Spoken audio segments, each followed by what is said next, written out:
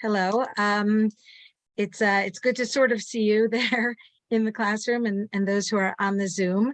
I'm Yael Ziegler, and I'm going to be talking mostly about Sefer Shoftim and the unraveling of this book, which we know is a very problematic book. It's particularly disturbing given that we are talking about the first period of settlement in the land of Israel. It starts out, I think, with great excitement, this enterprise of coming into the land.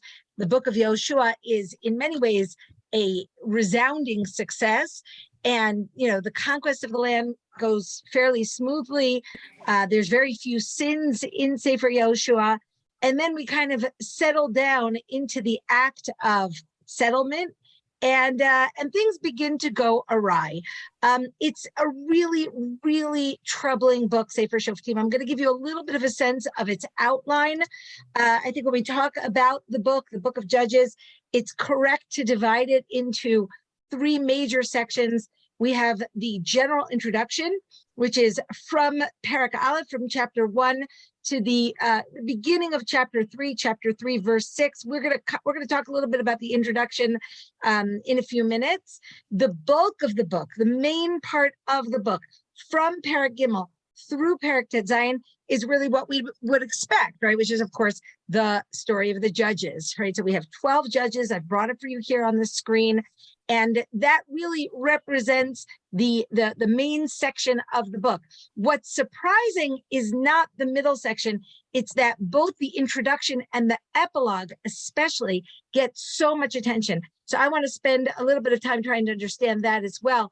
The epilogue, of course, are chapters 17 through 21.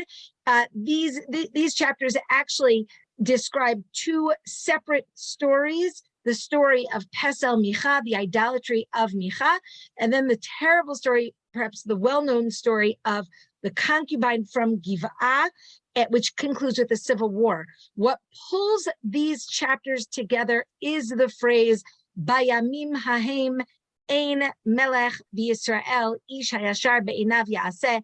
In those days, there was no king in Israel. Total, utter chaos, right? Everybody does whatever is right in their eyes. And of course, that represents the real crash of the period. It's a period which deteriorates. It's a period which unravels. And these final 5 chapters are really indicative of what goes wrong. Now, when you look at what's interesting is that, later on in Tanakh, we sometimes have what we call inner biblical exegesis, which is later Tanakh passages describing earlier events, right? So some of you may be familiar with, for example, those chapters in Sefer Tehillim, which describe the story of the Exodus, right? We have 2 chapters which actually go through the different plagues. That's, that's a nice thing when we encounter that sort of passage, because it gives us a sense as to how the Tanakh is interpreting itself, right? It's interpreting its own stories. So when we look ahead at some of the sections in Tanakh, for example, in this chapter in Tehillim Ayin Chet, chapter 78 in Tehillim, we have a description of the period of the Shoftim, and the description is very negative. It is really dire, right? So if you look at the part that I bolded in yellow, this is not on your source sheets. I didn't put any Tanakh sources on your source sheets, only those sources that are outside of the Tanakh, but I'm reading from Tehillim, Parak Ayin Chet, Pasuk Nun Vav, right? Verse 56 in chapter 78, where we describe the period of the judges as follows: Vayinasu, vayamru et Elohim elyon ve'edotav lo shamaru. They tested and they rebelled against God, and they did not keep his laws. Vayisogu vayivgedu ka'avotam, nepchu kekeshet rimia, vayachisu bevamotam, uvefsilehem yakniuhu.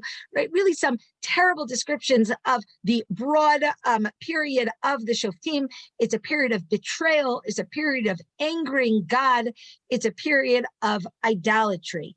In other places in Tanakh as well. So, for example, in chapter 106 in Tehillim, Parak Kuf Vav, Again, we're looking at what seems to be a description of Sefer Shoftim. Rashi says this, I brought that for you on your source sheet. He says this very explicitly. This is describing the days of the Shoftim. And here, the Perek describes, again, a very terrible period, a period of idolatry, a period of angering God. And again, I mean, I think I don't think it really is so surprising for us, but every time the period of Sefer Shoftim comes up later in the Tanakh, we have a very, very negative description of a period that seems to fall apart religiously, especially, but also in other ways as well. So, this leads us to this Gemara that I brought for you, where they ask the question in Bava Batra on Daf Tedvav Amud Bet 15b, Eze Dor Shekulo Hevel, which is the generation that is completely defined by vanity, that is completely defined by nothingness. Have Omer, Ze Doro Shel Shvot HaShoftim. This is the period of the judges. It is a bad period. I'll show you one more example, and then we'll move on. And that is another instance of what we call interbiblical exegesis. This is from the 9th chapter of the book of Nehemiah. And here too, the part in yellow shows us that we're talking about the period of the judges. In verse 24, we're told, Vayavo habanim, vayirshu et haaretz. Right, so this is just to give you a little bit of context, that here we are clearly describing about the arrival of Am Yisrael in Eretz Yisrael, taking possession of the land, dispossessing the Canaanites, and that description continues also in verse 25. Look at verse 26, which I've highlighted in blue. How do they describe this period after they eat and they are satiated and they become fat? Vayamru, vayimredu bach. They rebel against you, God. Vayashlichu et toratcha acharei gavam.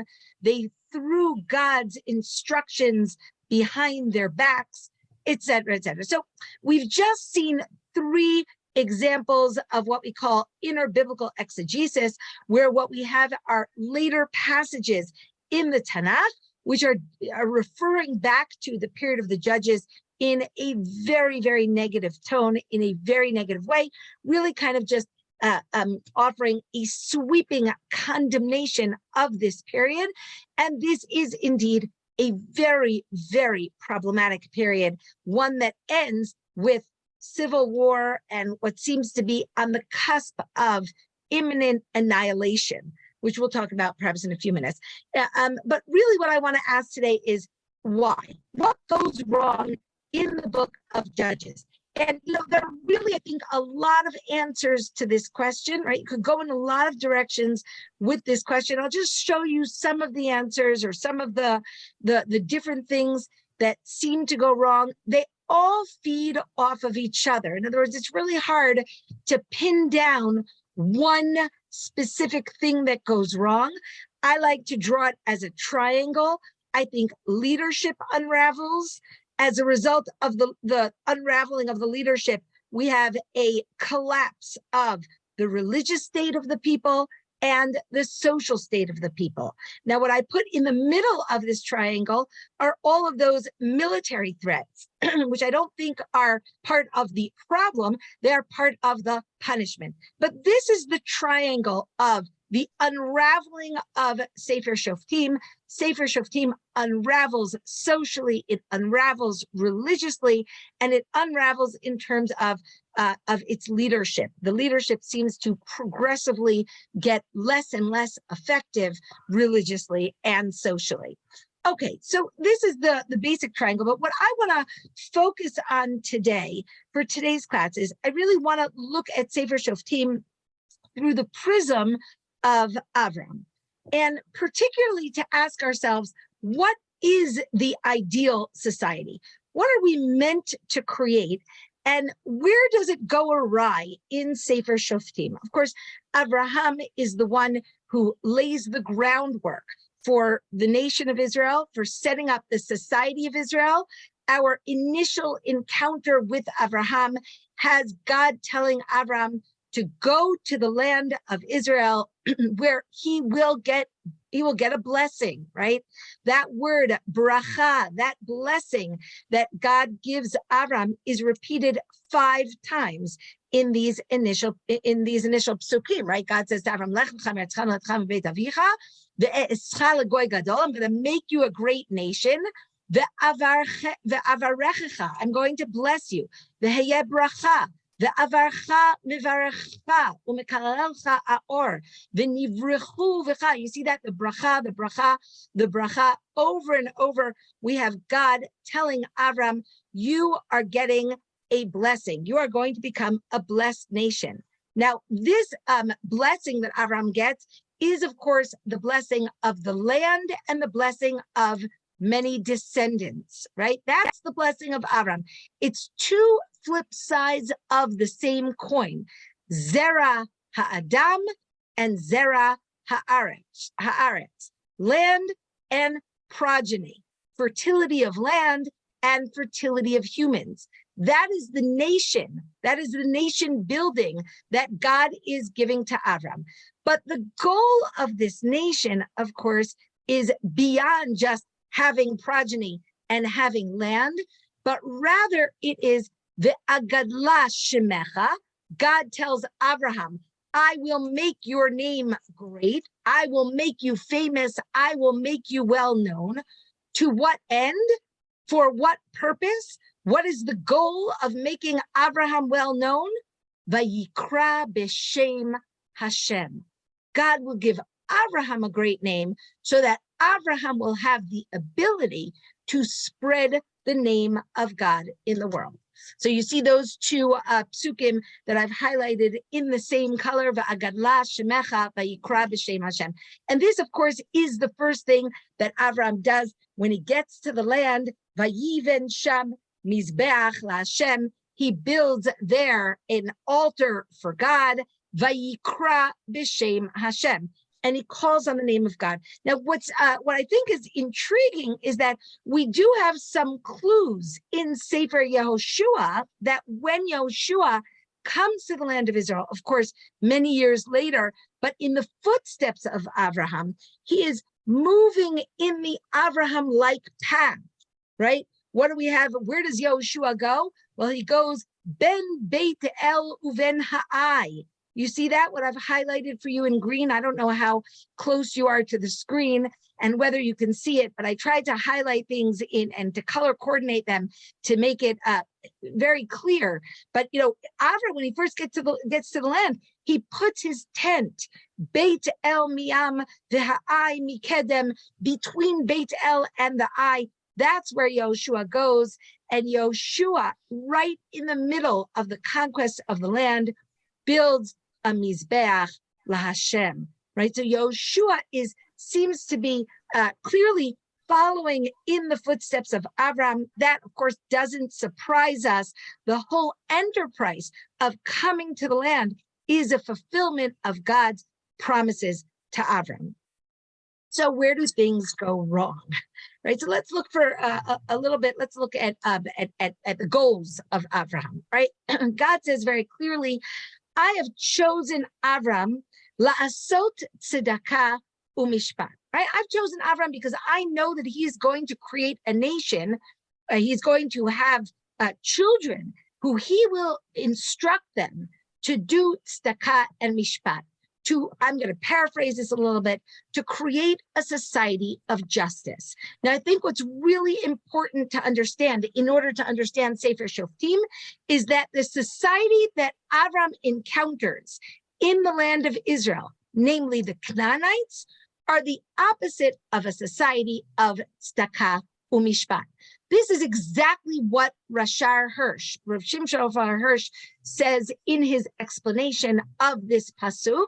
He says the idea of choosing Avram is because Avram operates in the very opposite manner of the people of Sodom, the people of Amorah. They are the opposite of tzedakah umishpat, and that's why Avraham is chosen.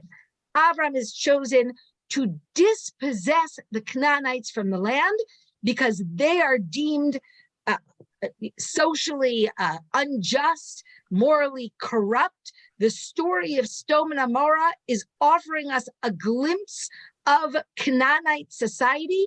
And of course, in Bereshit, Perek Yud Gimel, when we're told Avraham dwells in the land of Canaan, in the next breath, we're told the Anshe Sodom, the people of Sodom, Ra'im v'chataim laHashem me'od.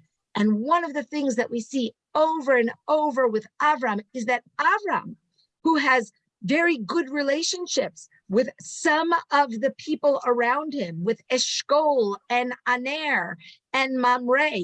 They're his Baalei Brit. They seem to be his compatriots. They seem to be his allies. But when it comes to the culture of Canaan, Avram stays very far away. He does not pitch his tent among the people of Canaan. He says to the Bnei Chet, I will not take land from you. I want to pay for it. I'm a stranger amongst you. I don't wish to integrate into your society. And of course, quite famously, he sends his servant all the way north to Haran in order so that his son should not marry the Canaanites. Avraham understands very well that he is being placed in the land to create a new path, a new way of being, a way which is the opposite of what seems to be going on in the land of Canaan at this time. Now, I think, a test case to understand what would happen if Avraham would have integrated with the people of Canaan, a test case is, of course, his nephew Lot, right? We are told, again, look up here in Bereshit, chapter 13, verse 12, Avram yashav be'eretz Canaan, v'Lot yashav be'arei hakikar, va'ye'ehal ad Sodom.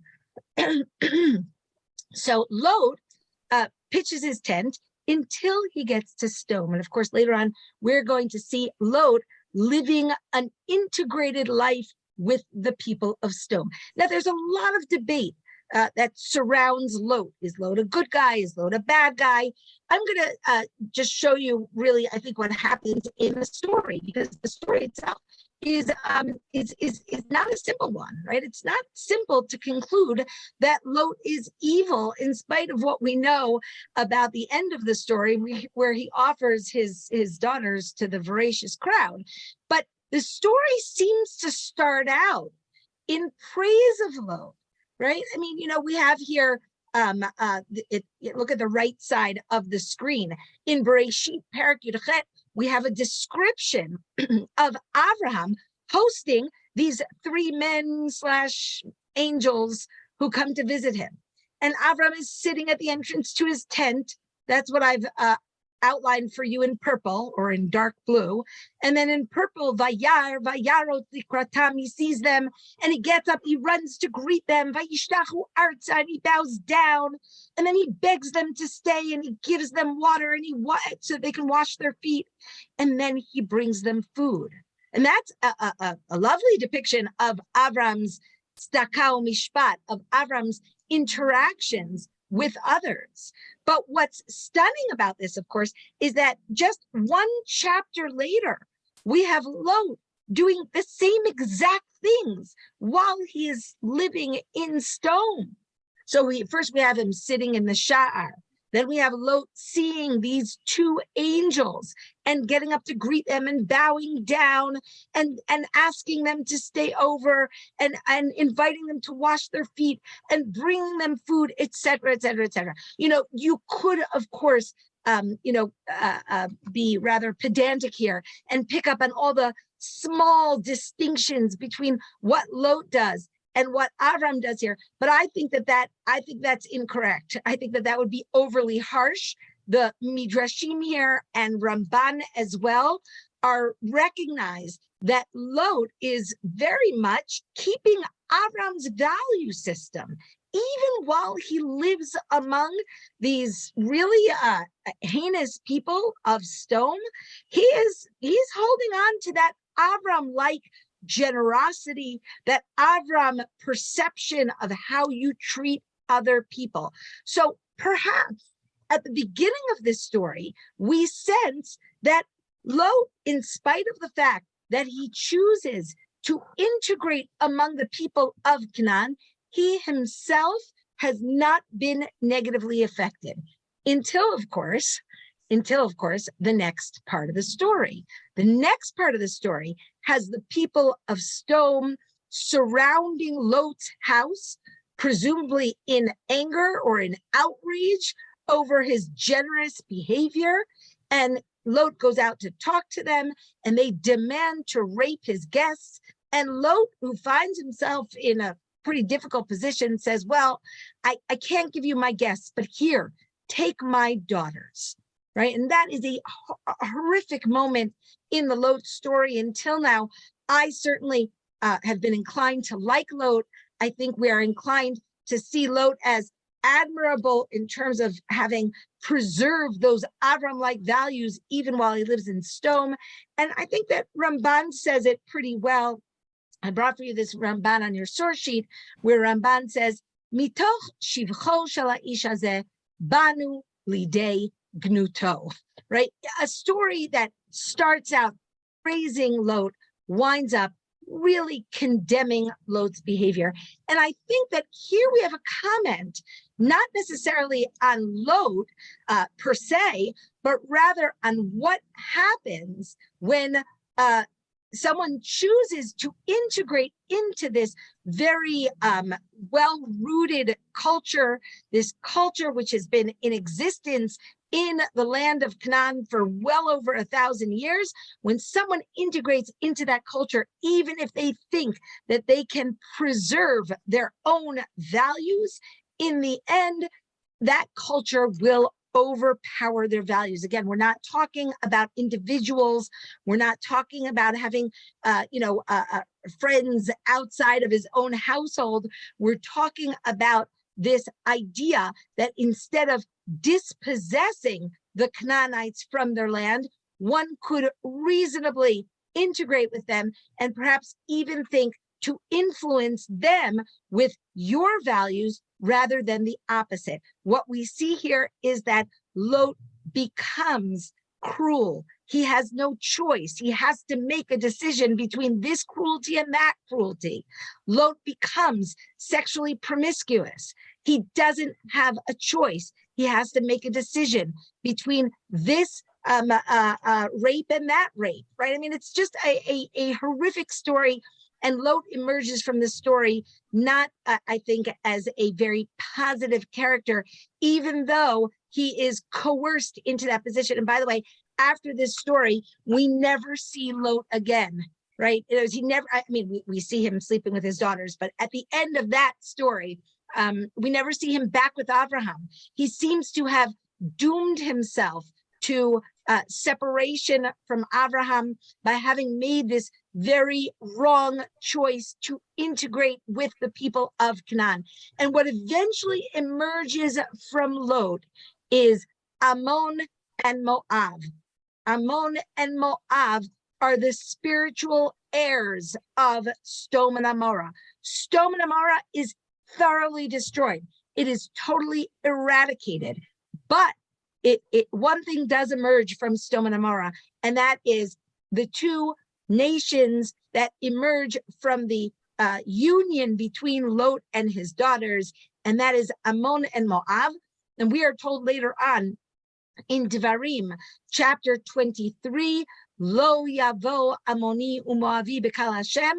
The Ammonim and the Moavim are not allowed to marry into the Jewish people. Why not?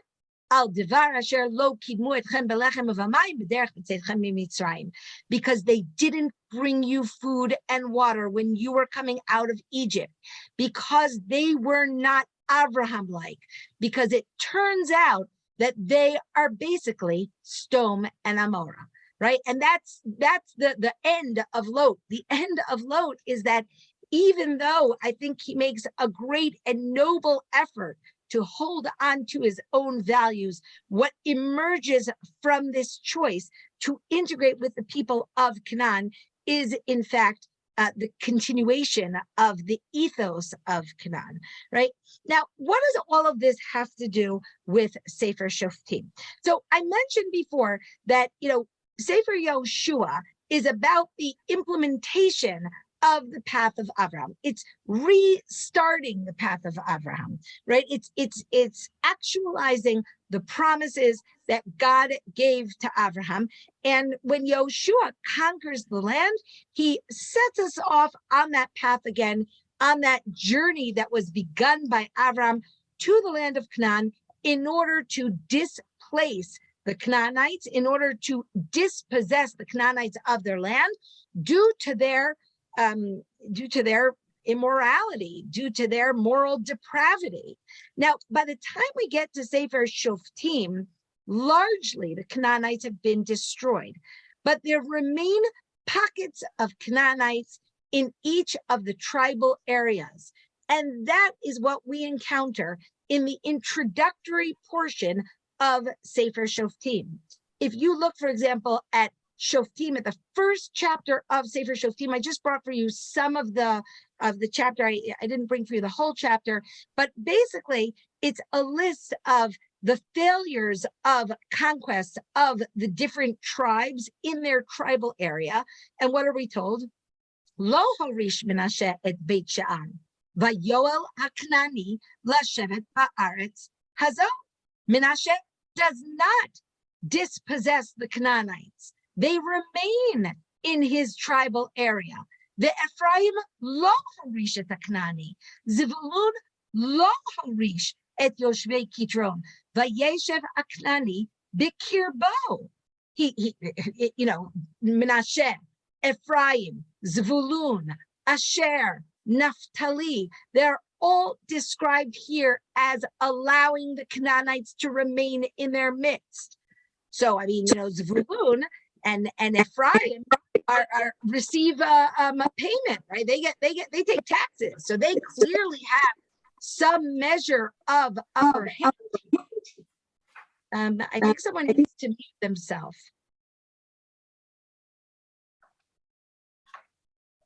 Hold on, let me see if I can mute.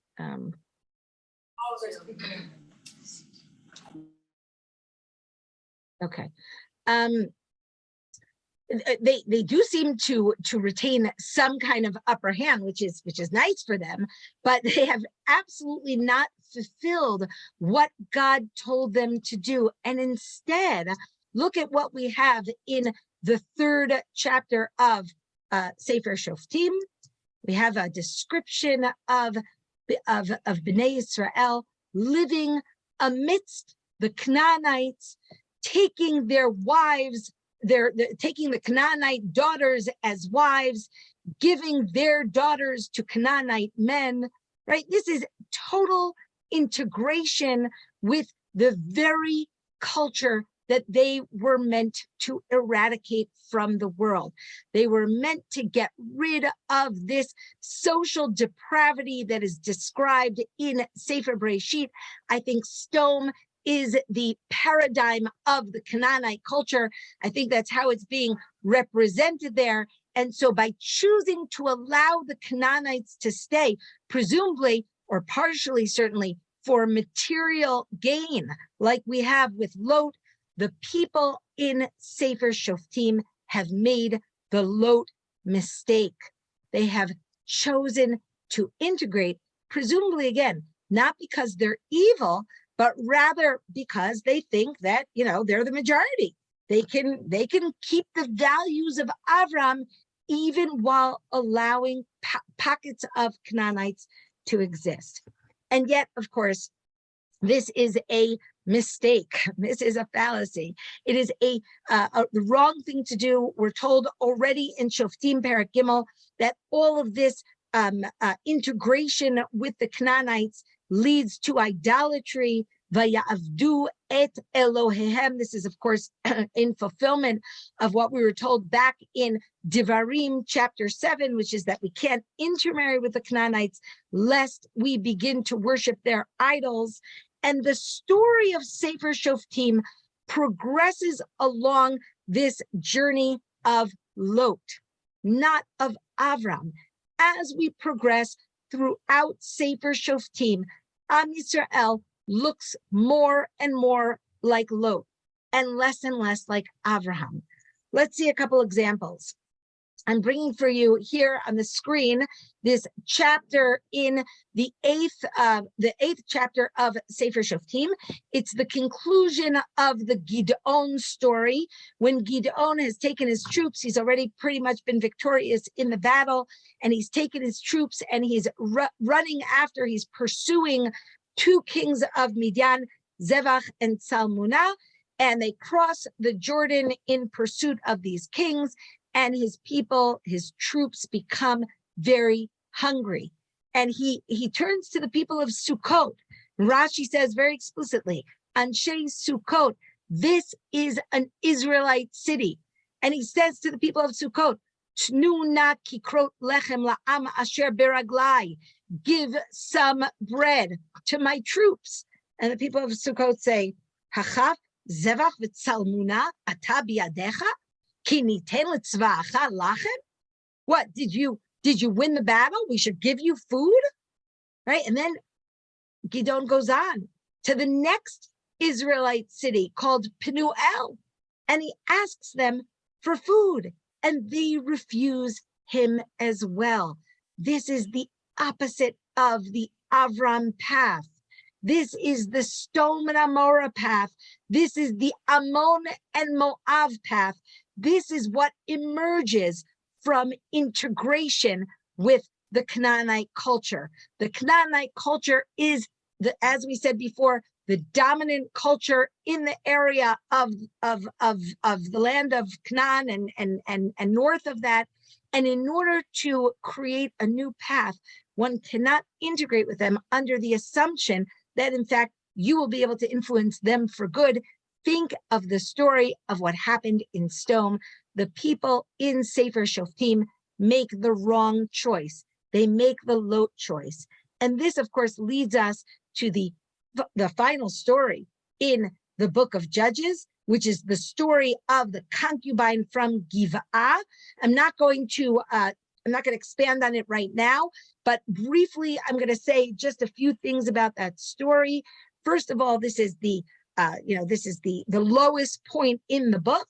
And of course, it's the story of a man and his concubine, an Israelite man and his concubine journeying in the land of Israel, in the heartlands of Israel, and of course, being treated exactly the same way that Sodom and Amorah treated its guests. Okay, it is a horrific story. It's a story of Sodom and Amorah. It's a story in which Am Yisrael has become the culture that it was designated to uproot, right? And I want to say two things about this story. Number one, in this story, you see I've highlighted for you in blue all of these different descriptions of the characters in the story. An ish zakein, an ish oreach, Anama, Anar, Anshe Ha'ir, Anshe B'nai Belial.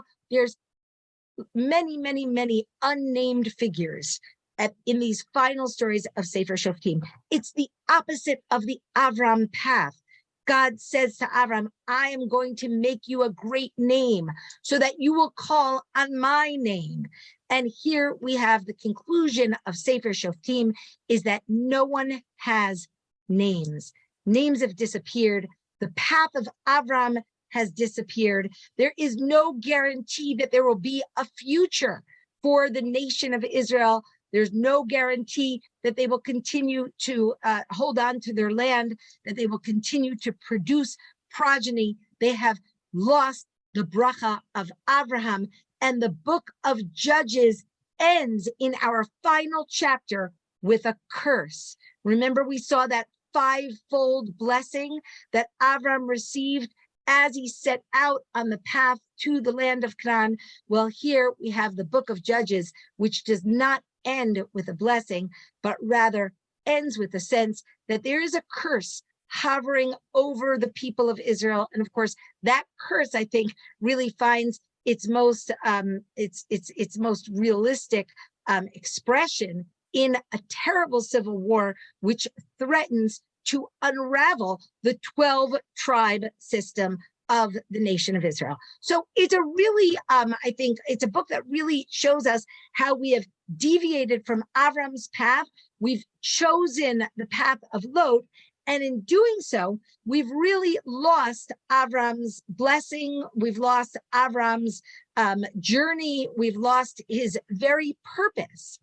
And yet, at the same time, I think that one of the things that I think that is going on here is similar to what we had with Lot, which is that the people are not deliberately leaving Avram behind.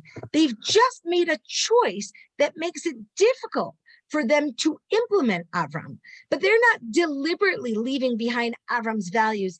They just can't seem to get back on the path of Avram after having made a very un-Avram-like choice, either for reasons of laziness, of material gain. Maybe they're just, they just can't be bothered to get rid of the rest of the Canaanites. But for whatever reason, they make the Lot choice. Now, I think that one of the things that really kind of runs throughout Sefer Shoftim, in order to make this point clear, are these portrayals of Avraham-like figures who are almost this kind of negative image of Avraham, right? Remember negatives from pictures, right? This kind of almost perversion of Avraham. And we see it over and over and over in Sefer Shoftim. And I think it's a clue. It's a way of cluing us in to the importance of this theme in Sefer Shoftim. I'm going to show you what I mean now, and this is going to involve a bit of a deep dive into Sefer Shoftim, somewhat of a textual dive. But really, what I want to show you is that some of these very prominent Shoftim judges figures are sort of like Avraham, but like a twisted version of Avram. They're almost Avram-like, but they don't actually wind up on Avram's path. And I'm going to start with Gid'on. I think anybody who's ever encountered the story of Gid'on in any sort of textual depth, or certainly someone who's taught the story of Gid'on, has noticed how many linguistic similarities pop up between Gid'on and Avraham, right? Both Gid'on and Avraham host angels, and they preface their words, they preface this hosting with the words, they're very deferential to the angels, Imna matzati chen be'einecha, if I found favor in your eyes. They both of them implore the angels not to leave. Both of these angels are seated under trees.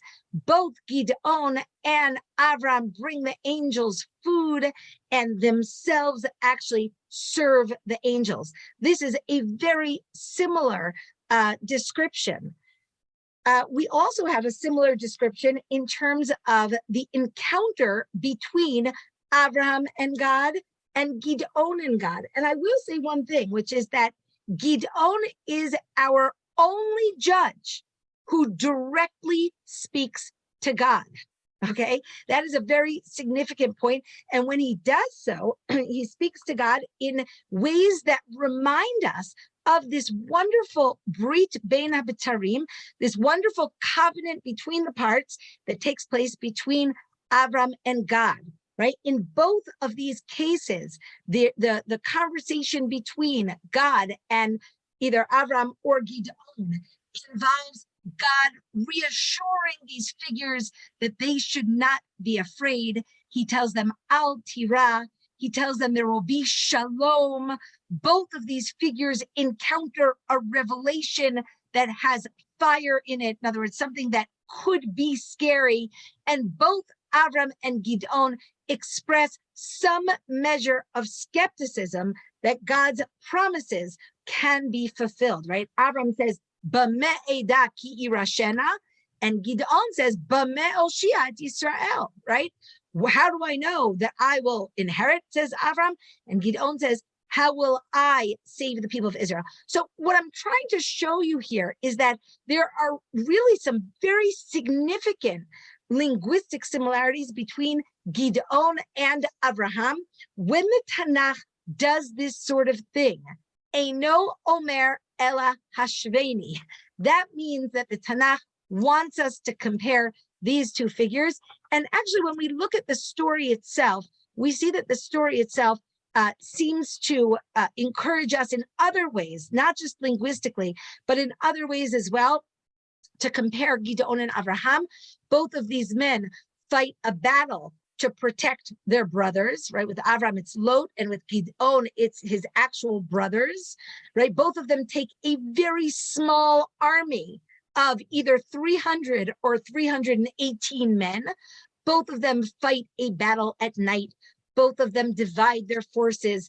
Both of them pursue the enemy, presumably because of, not presumably, explicitly because of their brothers, right? So there are a lot of thematic similarities between Gideon and Avram as well. And of course, Gideon is the only one in the book of Shoftim, not only who speaks to God, but who builds a Mizbeach LaHashem. This is what we've been waiting for. And he calls the Mizbeach Hashem Shalom. It feels Avram-like. Avram builds an altar to God. Vayikra b'shem Hashem. He calls in the name of God. Well, Gideon does this as well. One more linguistic similarity between Gideon and Avraham is that these are the only two men in all of Tanakh who are described as dying b'seiva tova, in good old age. And so until this point, I think we really sense that there's a very strong similarity between these two figures. Gideon is so Avram-like, and yet, right? Gideon, he keeps asking for signs, right? Avram is the ultimate person of faith. He, in Kierkegaard's words, it takes that spontaneous leap into the absurd, right? He doesn't ask for a sign after another sign after another sign. And Gideon keeps questioning God over and over. God gives him a sign. He says, okay, but give me the opposite now, right? And over and over and over. And, God seems to keep giving Gideon a chance, right? He says to Gideon in chapter 7 in Judges, he says to Gideon, I want you to whittle down your army. I want the army to be very small, so everybody will emerge with Yirat Hashem, with a sense of my presence, with fear of God. Now look at the words that he says to Gideon, that God says to Gideon. He says, you still have too many men with you to go into battle.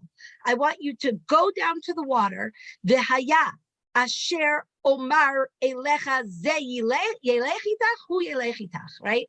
Where are those words from? When God says, whatever I tell you, whoever should stay with you, if I say it, they will stay with you. Whoever I say should leave will have to leave. Those exact words appear at the beginning of the story of the binding of Yitzchak, right? God says, Kachna et binchat yechidcha asher ahavta et Yitzchak, ve'aleu sham leola el achad heharim asher omar elecha. Take him to one of the mountains that I will tell you. These words are Avram-like words. And yet, Gideon never seems to quite internalize faith in God. Look at Gideon's words to God when he asks God to give him the opposite of the sign that God just gave him, right? God said, okay, I won't get into the details now for lack of time. Look at what Gideon says to God in chapter 6, verse 39. Gideon says to God, Al yichar apchabi va'adabra achapam. Don't be angry at me. I'm just going to ask for one more thing. In other words, Gideon clearly knows that what he's asking for is rather presumptuous. It seems even perhaps to the point of inappropriate. And he says, I'm just going to test you one more time, God. These words, Al Yichar Apcha V'Adabra Achapam, appear in only one other place in Tanakh. And I'm sure you've guessed by now, or maybe some of you remember, it is, of course, with Avraham. But it's not Avraham testing God. It is Avraham demanding tzedek umishpat for the people of Sodom. These are opposite portrayals. Gid'on and Avraham have potential. Gid'on has potential to bring the people back to the path of Avraham, but he actually does not succeed in doing so. There's an amazing midrash. I think this is probably the best known midrash in all of midrashic literature, right? And it's the one with Terach and the idols, right? Avram's father has that idol store, right? I can't see you, so I don't see if you're nodding, but I assume many of you have heard this midrash before. Probably many people think that this midrash actually appears in the Tanakh. That's how famous this midrash is.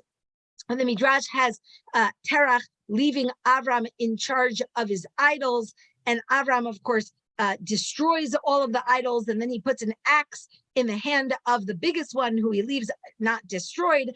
And when Terach comes home, he says, what happened here? And Avram says, oh, the big idol killed all the other idols. And Terach says, are you crazy? And Avram says, do you hear yourself? Right? You clearly don't believe that idols have power. And then Terach delivers Avram into the hands of Nimrod, because he is so threatened by Avram's idolatry, by his iconoclastic behavior. Now, Rav Meidan pointed out that this midrash is based on Gid'on. This midrash is based on Gid'on, because when God says to Gid'on, go and break the altar, Gid'on, after Gid'on built an altar to God, Gid'on takes 10 men and goes and breaks the altar that was set up to the Baal in his father's backyard. And in the morning, the people of the town get up and they see that the altar is broken. And they go to the house of Gid'on and they go to his father and they say, Hotzeet bincha v'yamot. Take your son out so that we can put him to death. And Gid'on's father says, listen, if the Baal is really powerful, let him fight his own battles. It's the opposite story, right? It's similar, but it's actually the opposite. We have a father and a son.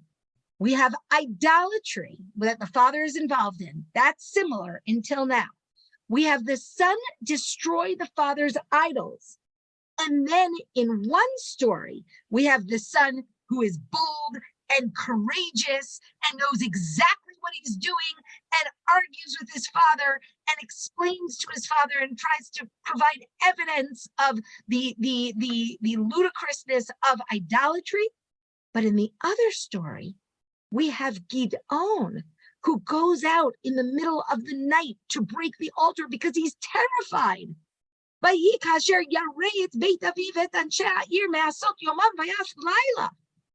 goes out at night because he is too afraid to break the idols in the day. And when the people come to his father's house and they demand that he bring out their son, and the father protects him, we hear nothing from Gid'on. He is hiding in the house. He is not Avraham. He is the opposite of Avraham. I think this midrash is not trying to tell us that Gid'on is like Avraham. I think the midrash is pointing our attention to the differences between Gid'on and Avraham. And at the end of Gid'on's life, he makes an ephod, which the people start to worship.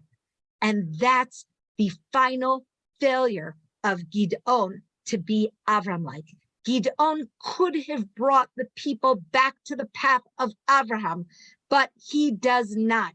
He doesn't have the courage, the faith, the confidence in himself, the confidence in God that we have with Avraham, and therefore we have our first example here of an Avraham-like figure in Sefer Shoftim, who it turns out is Avraham-like only in some kind of external way, but actually, when we get to the heart of the matter, he's a twisted version of Avraham. He cannot be Avraham-like.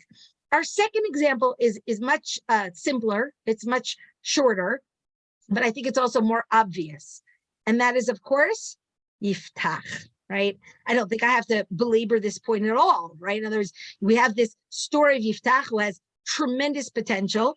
I won't get into it. We're going to actually read it. Well, not you in America, but we in Israel are going to actually read the Yiftach story this week for the Haftarah. But I believe we're a week off. So you'll be reading it in 2 weeks from now. We're going to be reading it this week. But of course, the story of Yiftach really is a story where leadership goes awry.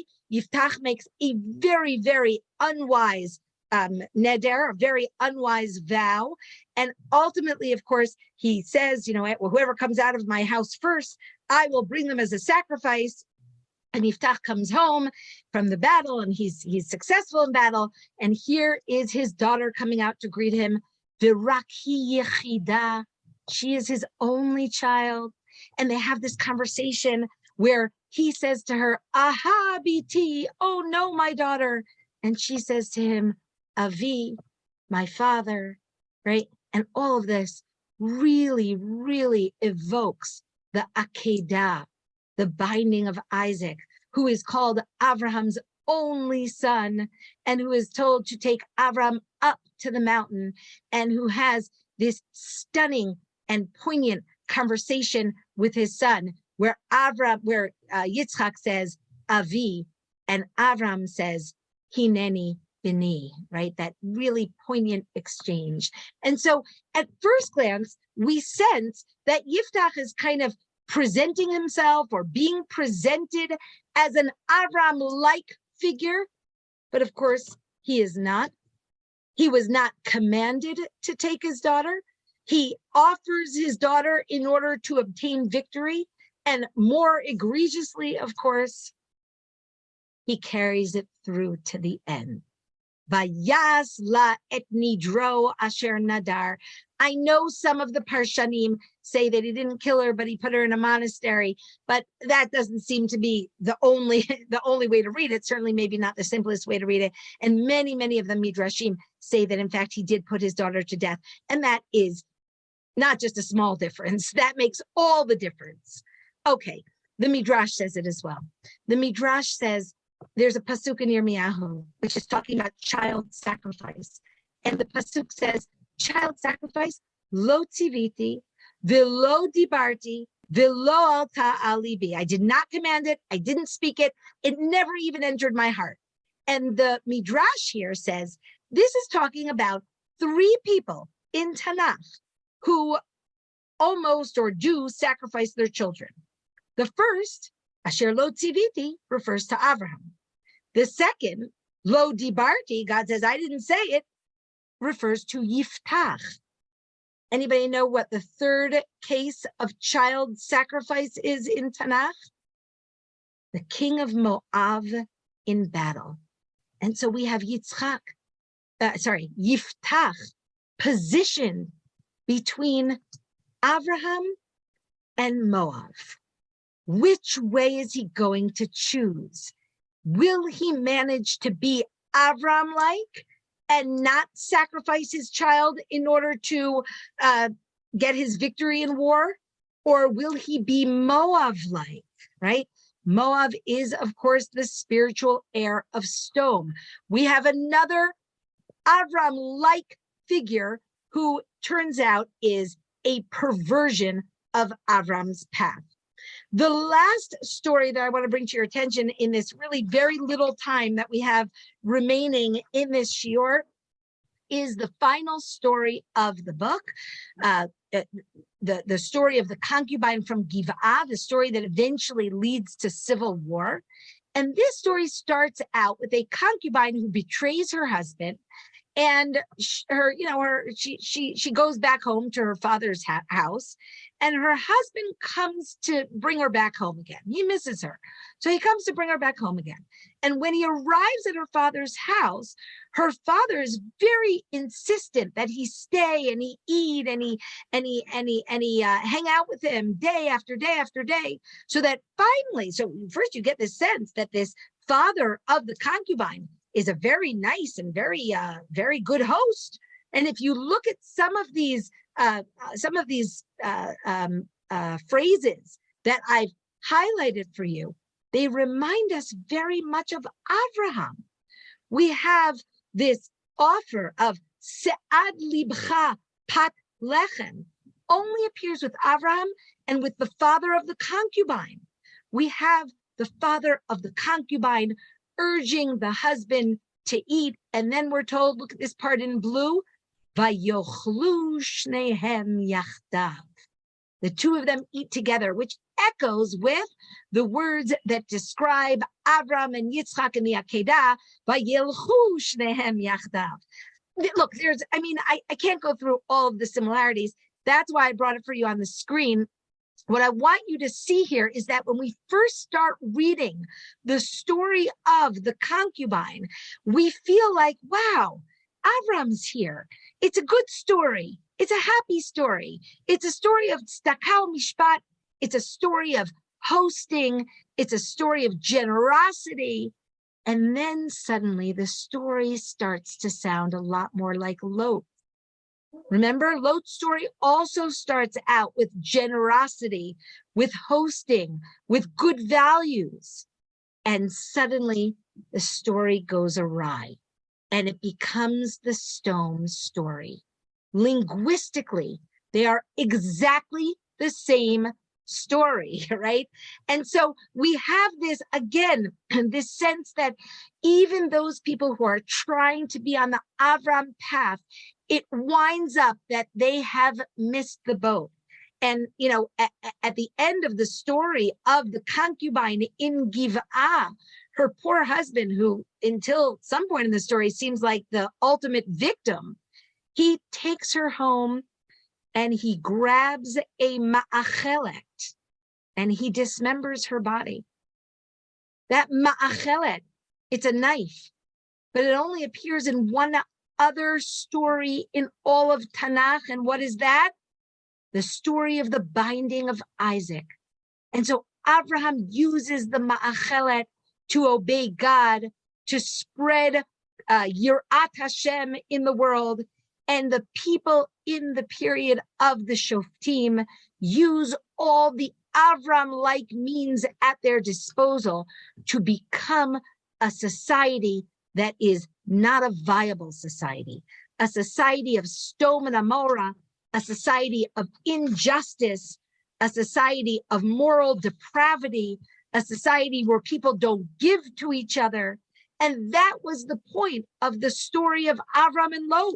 The point of the story of Avram and Lot is to show us what will happen when you make the Lot choice to integrate with a people who have been deemed by God to be a people that must be uprooted because they have sown only evil in the world.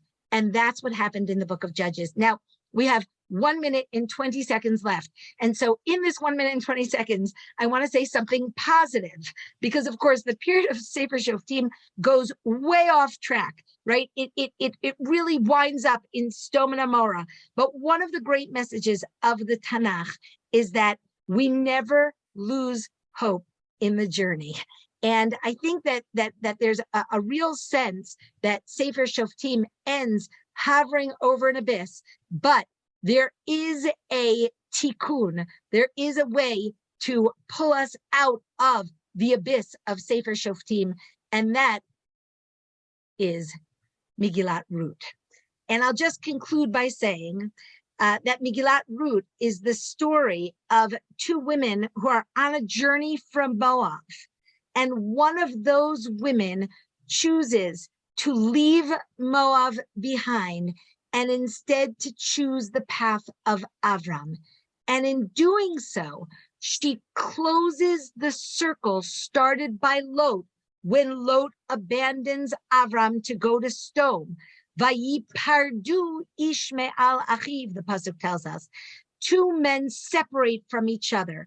And when Ruth comes back from Moab to Naomi, to the people of Israel, she says to Naomi, Ko ya'aseh Hashem li v'cho yosif, ki hamavet yafrid beini uveinech.